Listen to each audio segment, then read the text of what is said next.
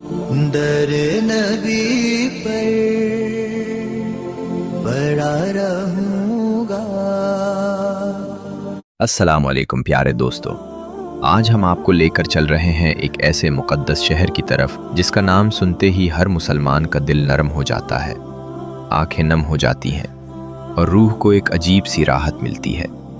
ایک ایسا پیارا شہر جسے دنیا بھر کے مسلمان اپنی دعاؤں میں مانتے ہیں، اور جہاں ہمارے پیارے نبی حضرت محمد صلی اللہ علیہ وسلم کا روضہ مبارک موجود ہے۔ خوش نصیب ہے وہ لوگ جو اس شہر کی زیارت کرتے ہیں، اور ان سے بھی زیادہ مقدر والے وہ لوگ ہیں جو وہاں ہر پل گزارنے کی سعادت پاتے ہیں۔ جی ہاں، آج ہم آپ کو سیر کروائیں گے مدینہ منورہ کی۔ تو چلیے بغیر کسی دیر کے اپنے اس شاندار اور مقدس سفر کو شروع کرتے ہیں، لیکن اس سے پہلے ویڈیو کو لائک، شیئر اور چینل کو سبسکرائب ضرور کر لیں۔ اس شہر کا آفیشیل نام المدینہ المنورہ ہے۔ اس شہر کا کل رقبہ تقریباً 599 مربع کلومیٹر ہے۔ 622 عیسوی میں نبی کریم صلی اللہ علیہ وسلم نے مکہ سے مدینہ کی طرف ہجرت کی۔ اس ہجرت نے اس شہر کو عظمت اور نور سے بھر دیا۔ اس وقت مدینہ کو یتھرب کہا جاتا تھا۔ آج کے دور میں مدینہ کی کل آبادی تقریباً 70 لاکھ کے قریب ہے۔ یہاں بڑی تعداد میں پاکستان، بھارت اور بنگلہ دیش کے لوگ بھی مقیم ہیں۔ پاکستان سے مدینہ کا ٹکٹ تقریباً 1 سے 1.5 لاکھ روپے تک مل جاتا ہے، جبکہ ویزا کی فیس تقریباً 45,000 کے قریب ہے۔ جب آپ مدینہ کے خوبصورت ایئرپورٹ پر اترتے ہیں تو کچھ لمحوں کے لیے یقین ہی نہیں آتا کہ آپ اس مقدس سرزمین پر کھڑے ہیں، جہاں پہنچنے کے لیے صرف پیسوں کی نہیں بلکہ محبت اور قسمت کی ضرورت ہوتی ہے۔ مدینہ ایئرپورٹ سے مسجد نبوی تک کا فاصلہ تقریباً 20 کلومیٹر ہے، اور آپ 30 منٹ کے اندر مسجد تک پہنچ جاتے ہیں۔ مسجد نبوی، آداب اور روضہ رسول صلی اللہ علیہ وسلم۔ جب آپ مسجد نبوی میں داخل ہوتے ہیں اور پہلی بار سبز گنبد پر نظر پڑتی ہے تو بے اختیار آنکھوں سے آنسو بہنے لگتے ہیں۔ یہ دنیا کی دوسری سب سے مقدس مسجد ہے، جس کی بنیاد حضور صلی اللہ علیہ وسلم نے خود اپنے ہاتھوں سے رکھی تھی۔ حدیث پاک میں آتا ہے کہ یہاں ایک نماز پڑھنے کا ثواب 1000 نمازوں کے برابر ہے۔ مسجد نبوی ایک بہت وسیع مسجد ہے، جہاں رمضان اور حج کے دنوں میں 20 لاکھ تک نمازی عبادت کر سکتے ہیں۔ یہاں کی خودکار چھتریاں اور پانی کا سپرے کرنے والے پنکھے زائرین کو ٹھنڈک فراہم کرتے ہیں۔ مسجد نبوی میں داخل ہونے کے لیے مرد حضرات اکثر باب السلام گیٹ نمبر 1 استعمال کرتے ہیں۔ اندر جاتے ہی سب سے پہلے سرکار دو عالم صلی اللہ علیہ وسلم کے روضہ مبارک پر درود و سلام پیش کیا جاتا ہے۔ پھر تھوڑا آگے چلیں تو حضرت ابو بکر صدیق رضی اللہ عنہ اور پھر حضرت عمر فاروق رضی اللہ عنہ کے روضہ مبارک پر سلام پیش کیا جاتا ہے۔ یاد رکھیں، یہ وہ جگہ ہے جہاں فرشتے بھی ادب سے پڑ جھکا لیتے ہیں، اس لیے یہاں بلند آواز میں بات کرنا یا موبائل سے ویڈیوز بنانا ہرگز مناسب نہیں۔ سبز گنبد مدینہ کی پہچان ہے، جو پہلے سفید اور پھر جامنی تھا، مگر 1837 میں اسے سبز رنگ دیا گیا۔ مسجد کے اندر ایک اور خاص جگہ ریاض الجنہ ہے، جسے جنت کا باغ کہا گیا ہے۔ یہاں موجود ستون، اساتین اپنی تاریخی اہمیت رکھتے ہیں۔ یہاں جانے کے لیے اب نسک ایپ سے پرمٹ لینا لازمی ہے۔ مدینہ کی زیارتیں، جبل احد اور میدان بدر۔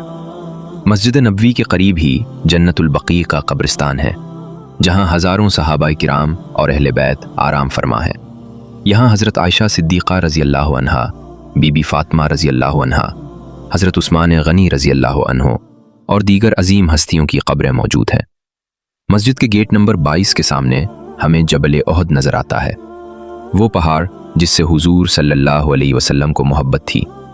احد کے دامن میں حضرت امیر حمزہ رضی اللہ عنہ اور دیگر شہدائے احد کے مزارات ہیں۔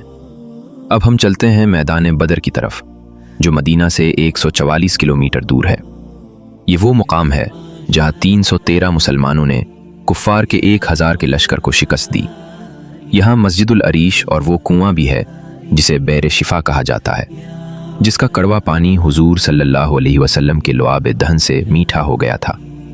واپسی پر ہم مسجد قباء جاتے ہیں، جہاں 2 نفل کا ثواب 1 عمرے کے برابر ہے۔ اس کے قریب حضرت سلمان فارسی رضی اللہ عنہ کا باغ ہے، جہاں حضور صلی اللہ علیہ وسلم نے اپنے ہاتھوں سے کھجور کے درخت لگائے تھے۔ پھر مسجد قبلتین ہے، जहां नमाज के दौरान क़िबला तब्दील हुआ था। रमज़ानुल मुबारक में मदीना का समा बदल जाता है। इफ्तार के वक्त यहाँ के दस्तरखान की रौनकें पूरी दुनिया में मशहूर है। अहले मदीना ज़ायरीन की खिदमत को अपनी सादत समझते हैं। मदीना में रमज़ान का मतलब सिर्फ रोज़ा रखना नहीं बल्कि बांटना है। असर के बाद जब मस्जिद नबवी के सहन में मीलों लंबे दस्तरखान बिछते हैं तो ऐसा लगता है जैसे पूरी दुनिया एक ही घर के अफराद बन रही हो। यहाँ के मकामी लोग, जिन्हें हम मदनी कहते हैं, उनका प्यार देखने लायक होता है। वो आपके पास आएंगे, आपका हाथ चूमेंगे और बड़ी जिद से कहेंगे, हाजी मेरे दस्तरखान पर आएं। ये वो मोहब्बत है जो आपको दुनिया के किसी और कोने में नहीं मिलेगी। वो ख़ास खाने जो आपको मदीना की याद दिलाएंगे। अब ज़रा उन चीज़ों का जिक्र हो जाए जो मदीना के इफ्तार की पहचान है। मदीना की खिजूरें।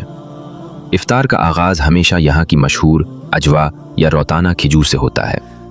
ये इतनी नरम और मीठी होती हैं कि मुंह में जाते ही घुल जाती हैं।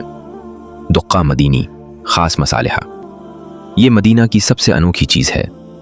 ये भुने हुए चुनों और जड़ी बूटियों का एक सुफूफ पाउडर होता है। इसे दही में मिलाकर ताज़ा रोटी के साथ खाया जाता है।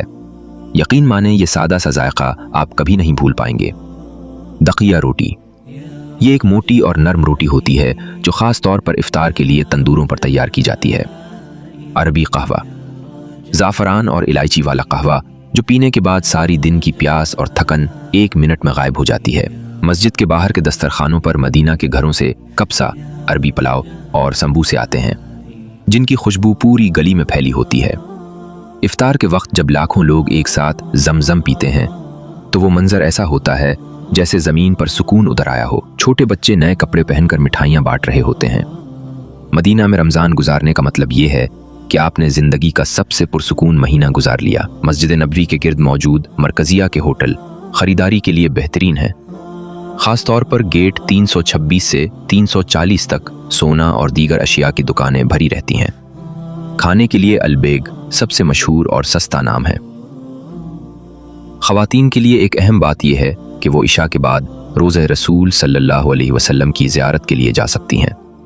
जब मदीना के अय्याम मुकम्मल होते हैं तो ज़ायरीन ज़ुल हलीफ़ा मीक़ात पहुँचकर एहराम बांधते हैं और लब्बैक की सदाएं बुलंद करते हुए मक्का की तरफ रवाना हो जाते हैं। मदीना से वापसी बहुत मुश्किल होती है। हर इंसान यही दुआ करता है कि या अल्लाह ये मेरी आखिरी हाज़िरी ना हो। अल्लाह पाक हमें बार बार इस पाक दरबार की हाज़िरी नसीब फरमाए, आमीन। अगर आपको ये वीडियो पसंद आई हो तो इसे शेयर ज़रूर करें और वीडियो को लाइक और कमेंट में आमीन लिखें। अगली वीडियो तक के लिए अल्लाह हाफ़िज़।